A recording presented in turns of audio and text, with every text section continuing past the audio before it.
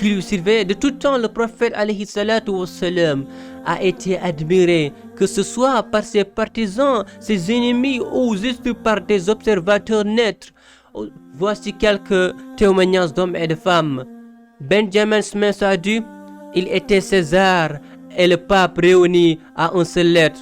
Mais il était pape sans savoir les prétentions du pape, et César sans avoir les légions du César. Sans armée, sans garde du corps, sans palais et sans revenu fixe.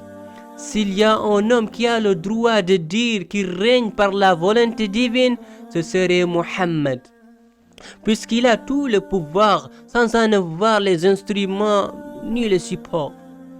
Annie Besant a déclaré peu avant sa mort: il est impossible pour quelqu'un qui étudie la vie et le caractère du grand prophète d'Arabie, pour quelqu'un qui sait comment il enseignait et de quelle façon il vivait, d'avoir d'autres sentiments que le respect pour ce prophète prodigieux, l'un des plus grands messagers de l'être suprême. Même si ces discours contiennent bien des choses familières à beaucoup d'entre vous, chaque fois que moi-même que je les récite, je sens monter en moi une nouvelle vague d'admiration, un nouveau sentiment de révérence pour ce prodigieux grand maître arabe.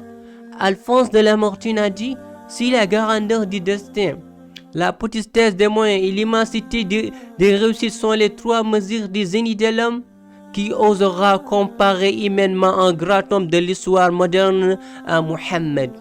Les plus fameux ne l'ont réuni que des armes, des lois et des empires.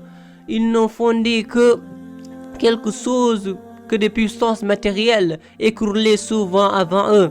Celui-là a remis des armées, des législations, des empires, des peuples, des dynasties, des milliers d'hommes sur entière du globe habité, mais il a remis de plus des idées, des croyances, des âmes.